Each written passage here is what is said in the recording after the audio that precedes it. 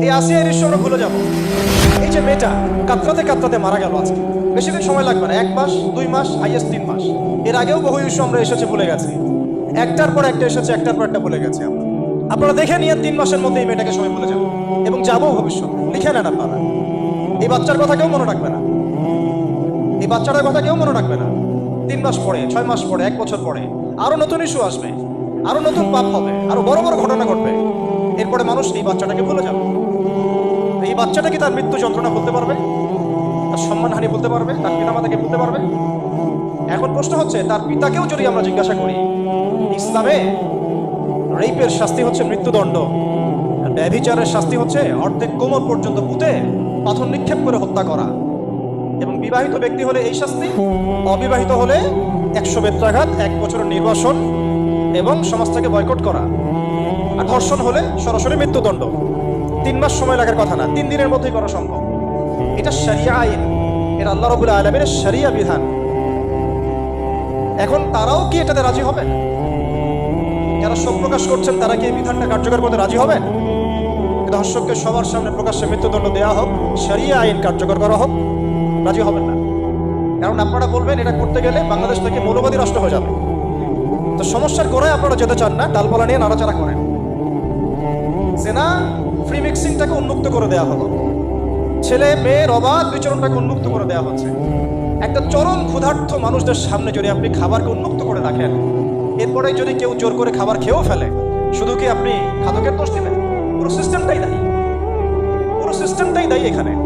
আপনি নারী পুরুষকে অবাধ মেলামেশা দিয়েছেন, ফ্রি মিক্সিংয়ে দিয়েছেন, একদম ছোটবেলা থেকেই, স্কুল লাইফ থেকে, কলেজ লাইফ থেকে, ইউনিভার্সিটি লাইফ থেকে, জব সেকশনে, এমনকি রাজনীতি করতে গেলেও কর্পোরেট সেকশনে, ব্যবসায়িক সেকশনে, অফিস আদালতে, সব জায়গায় ফ্রি মিক্সিংকে অবাধভাবে আপনি উন্মুক্ত করে দিয়েছেন, আমরা উন্মুক্ত করে দিয়েছি। এর উপরে ছড়িয়ে দিয়েছি পর্নোগ্রাফি। পর্নোগ্রাফি সবার ফোনে ফোনে।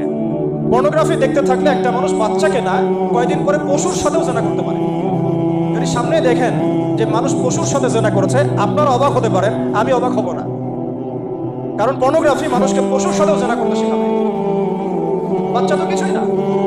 এর উপর আছে বিবাহ বহির্ভূত সম্পর্ক, ব্যভিচার, জিনা, ফ্রি মিক্সিং, ভ্যালেন্টাইন্স ডের মতো দিবসগুলো পালন করে ছেলে মেয়ের অবাধ মেলামেশা। আর এই জেনাগুলোকে আমরা বলছি কাছে আসার গল্প, যেখানে ওর উপরে 100 বেত্রাঘাতের শাস্তি অলরেডি মজুদ হয়ে গেছে। আর কতগুলো যে জেনা হয়েছে এটা তো আল্লাহ পাক ভালো জানে। একটা দুইটা তো করে নাই, একটার পর একটা চেঞ্জ করেছে। বিবাহিত ব্যক্তি পর্যন্ত অন্যের স্ত্রীর সাথে জেনা করেছে। আর এটা তো ধর্ম তো অনেক বড় বিষয়, ধর্ম তো অনেক বড় বিষয়। এটা তো একটা মানবতা বিরোধী অপরাধ, এটা তো একটা মানবতা বিরোধী অপরাধ। এখন সমস্যা কি এককেন্দ্রিক? এটা বহুমুখী সমস্যা। ফ্রি মিক্সিং রেখেছেন, বন্ড চালু করে দিয়েছেন, এবং সবচেয়ে বড় কথা, এর শরঈ বিচারটুকু নিশ্চিত হচ্ছে না। তাহলে সমাজের মধ্যে এগুলো কমবে না বাড়বে? সিম্পল, সমাজের মধ্যে এগুলো বাড়বে। 6টা কাজ করেন, ইনশাআল্লাহ তাআলা কমে যাবে। প্রথমত শরঈ পর্দা নিশ্চিত করেন, দ্বিতীয়ত ফ্রি মিক্সিং বন্ধ করে দেন, তৃতীয়ত আপনারা জেনার শাস্তি চালু করেন, চতুর্থত সমকামিতা বন্ধ করেন, এলজিবিটি বন্ধ করেন, পঞ্চমত ব্যভিচারের যে রজম শাস্তি চালু করেন, শরঈ বিধান চালু করেন, পর্ন সাইটগুলোকে বন্ধ করে দেন, এবং সমাজের তাকওয়া নৈতিকতা শিক্ষাটাকে বাড়িয়ে দেন। দেখেন সমাজে জেনা কমে না বাড়ে। কিন্তু কেউ এই সমস্যার গোড়ায় যাবে না। একটা ইস্যু আসবে, একটা ইস্যু যাবে। আজকে আপনার বোন তো কালকে আমার বোন, কালকে অমুকের বোন, কালকে তার মেয়ে, নিজের ঘর পর্যন্ত চলে আসছে। আর কয়টা রিপোর্টই বা আমাদের সমাজের সামনে আসে? যে কয়েকটা রিপোর্ট সামনে এসেছে এগুলো 50%ও না। বহু মেয়ে এগুলো বলতেও পারেন লজ্জায়। আর আমি তো ওইসব মেয়েদের ব্যাপারে কথা বলা ছেড়ে দিয়েছি, যারা স্বেচ্ছায় নিজের ইজ্জতকে বিলি দেয়। তাদেরকে আমি আমার বোন পরিচয় দিতে লজ্জাবোধ করি। সমাজ থেকে গায়রত, ব্যক্তিত্ব, পর্দা, শালীনতা, হিজাব এগুলো উঠিয়ে দেওয়া হয়েছে। আপনারা কি দ্বীনি অঙ্গনের তসলিমা নাসরিন হতে চান নাকি? তারা কি দ্বীনি অঙ্গনের তসলিমা নাসরিন হতে চান? কেন আপনি একটা ছেলের সাথে হারাম সম্পর্কে জড়াবেন? কেন প্রেম করতে যাবেন? কেন আপনি তার সাথে বাইকে করে ঘুরতে যাবেন? কেন আপনি আপনার বন্ধুদের সাথে ফ্রি মিক্সিংয়ে ঘুরতে চলে গেলেন? 3 দিনের রাস্তা, 7 দিনের রাস্তা, 10 দিনের রাস্তা, অথচ আপনার উপর হজও ফরজ না মাহারাম ছাড়া।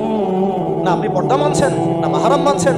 আর সমাজে না আছে ইসলামী শরিয়া আইন অনুযায়ী বিচার, আর না আছে পর্ন বন্ধের উদ্যোগ, আর না আছে ফ্রি মিক্সিং বন্ধের উদ্যোগ।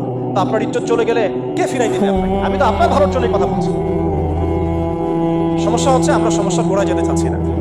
আজকে এই কথাটা আমি এখানে বলতে চাই নাই, শুধু কথা প্রসঙ্গে চলে আসছে যে এই যে মেয়েটা কাতরাতে কাতরাতে মারা গেল আজকে, আপনারা দেখে নিয়েন 3 মাসের মধ্যে এই মেয়েটাকে সবাই ভুলে যাবেন।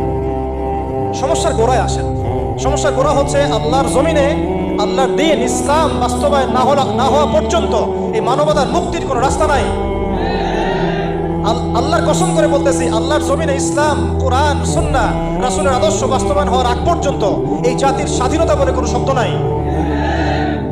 এই মানবতার মুক্তির কোনো পথ নাই। কেউ আমরা স্বাধীন না, কেউ আমরা আমাদের ইনসাফ ন্যায্য অধিকারটুকু পাবো না। কালকে আপনার ঘরে এই সমস্যাগুলো আসলে আপনি এটাকে প্রতিহত করতে পারবেন না। বিচার চেয়ে বেড়াবেন এক মন্ত্রণালয় থেকে আরেক মন্ত্রণালয়, ফাইল ঘুরতে থাকবে, আপনার কেস বন্ধ হয়ে যাবে, আপনার বোনের ইজ্জত ফিরে আসবে না। আর রাসূল সাল্লাল্লাহু আলাইহি ওয়াসাল্লামের জামানায় আপনি আমাকে রেপের ঘটনা দেখান কয়টা ঘটেছে? সাহাবীদের জামানায় রেপের ঘটনা দেখান কয়টা ঘটেছে? জেনার ঘটনা দেখান না কয়টা ঘটেছে? ব্যভিচার কয়টা ঘটেছে? চুরি বা কয়টা হয়েছে? চোর কয়টা হয়েছে? ডাকাতি কয়টা হয়েছে? একটা দুইটা রেয়ার আপনি ঘটনা দেখাতে পারবেন। এবং যখন সেই ঘটনা ঘটেছে ইনস্ট্যান্ট দেন নবী সাল্লাল্লাহু আলাইহি ওয়াসাল্লাম শরীয়ত আইন বাস্তবায়ন করেছেন। তিনি শুধু মানুষকে তাকওয়ার ওয়াজ নসিহত করেন নাই, বরং আল্লাহর আইনও বাস্তবায়ন করেছেন। এই দুইটা সমানুপাতিকভাবে চলতে হবে সমাজের মধ্যে। শুধু তাকওয়ার ওয়াজ করেই সব বন্ধ করা যাবে না, আইনও বাস্তবায়ন করতে হবে। তখন দেখবেন সমাজ সমান্তরালভাবে চলবে, একটা আলোকিত সমাজ বিনির্মাণের দিকে আমরা হাঁটতে পারবো। শুধু আমি ওয়াজ করে যাব, আইনের কোনো বাস্তবায়ন নাই, আবার আইন বাস্তবায়নে কথা বলবো, তাকওয়ার কোনো সমাজ নাই, এভাবে হবে না। দুটো একসাথে চলতে হবে। আমরা দুটো থেকেই সমাজকে বিচ্ছিন্ন করে ফেলছি। স্কুল লাইফ থেকে তাকওয়ার শিক্ষাটাকে আস্তে আস্তে শেষ করে ফেলছি। আমি তো দেখালাম তাকওয়া তো শিখবেন আপনি কোরআন থেকে, হাদিস থেকে, সিরাত থেকে, সেটাই তো আমরা পড়ি নাই। আমি চ্যালেঞ্জ করতে পারি আমাদের স্টুডেন্টদেরকে, আল কোরআনুল কারীমের 10টা সূরার অর্থ তারা বলতে পারবে, হাদিসের মধ্যে 100টা হাদিস তারা মুখস্থ বলতে পারবেন না। রাসূল সাল্লাল্লাহু আলাইহি ওয়াসাল্লাম পবিত্র জীবনে তারা 20 বছরে একটা কিতাবও একাডেমিক্যালি পড়েন নাই। ইসলামের ইতিহাসের একটা কিতাব একাডেমিক্যালি পড়ানো হয় নাই। তাজকিয়া সংক্রান্ত একটা কিতাব পড়ানো হয় নাই। ফিকহের উসুলে ফিকহ ছাড়া আপনি কিভাবে চলবেন? ফিকহের একটা কিতাব পড়ানো হয় নাই। তাহলে এই জাতিটাকে আপনি কিভাবে ইসলামের দিকে নিয়ে আসবেন? শিক্ষা ছাড়া। শিক্ষা না থাকলে, ইলম না থাকলে আমল কিভাবে আসবে? আমল না থাকলে তাজকিয়া কিভাবে আসবে? তাজকিয়া না থাকলে আত্মশুদ্ধি কেমনে আসবে? আর কিভাবে আমরা সৎ পথে থাকবো, অসৎ পথ থেকে দূরে থাকবো? কিভাবে আমাদের মধ্যে আল্লাহ ভীতি জাগ্রত হবে?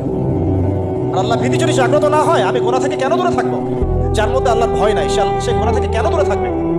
তার মধ্যে তো আল্লাহর ভয় নাই। আমরা তাকওয়া বিবর্জিত সমাজ প্রতিষ্ঠার দিকে এত মেহনত করেছি বিগত প্রায় 50, 60, 70 বছর থেকে। কিন্তু আগামীর বাংলাদেশে আমরা এটা আর দেখতে চাই না। আমরা আগামীর বাংলাদেশে দেখতে চাই প্রত্যেকটা সেক্টরে যেন তাকওয়া নিশ্চিত হয় এমন ব্যবস্থা গ্রহণ করতে হবে।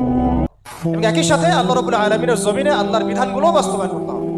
শুধু তাত্ত্বিক কথাবার্তা বলে, দুঃখ প্রকাশ করে, শোক প্রকাশ করে কোনো লাভ হবে না, যতক্ষণ পর্যন্ত না আমরা আল্লাহ পাকের জমিনে তার আইন এবং বিচারগুলোকে বাস্তবায়ন করতে পারবো। আর আল্লাহর কসম করে বলছি, আল্লাহর জমিনে আল্লাহর বিধান বাস্তবায়ন হলে সমাজে পাপের হার তো কমে আসবেই। সমাজে পাপের হার তো কমে আসবে।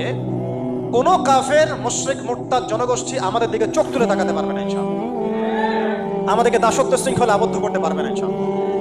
সব কথার শেষ কথা ভাই, যে আমরা দুনিয়াতে এসেছি লিমিটেড টাইমের জন্য। এই সময়টুকুতে যদি আমরা হেলায় ফেলায় দুনিয়ার জীবনটাকে নষ্ট করি, আমাদের দিনটাকে ঠাট্টার ছলে গ্রহণ করি, কোরআনকে মূল্যায়ন না করি, হাদিসকে মূল্যায়ন না করি, আল্লাহর দেয় এই সুযোগগুলো, রমাদান, এই কোরআন, এই তারাবি, তাহাজ্জুদ, এই সাদাকা, এই তাকওয়া, এগুলোকে মূল্যায়ন না করি, তাহলে ক্ষতিগ্রস্ত আমরা হব, আর কেউ হবে না। ক্ষতিগ্রস্ত এই পৃথিবীতে অন্য কেউ হবে না, বরং আমরাই হব।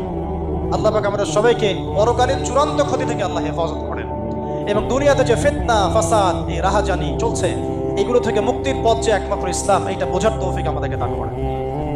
আসসালামু আলাইকুম রহমতুল্লাহি ওয়া বারাকাতুহু। নিয়মিত ইসলামী ভিডিও পেতে হিদায়াতের বার্তা চ্যানেলটি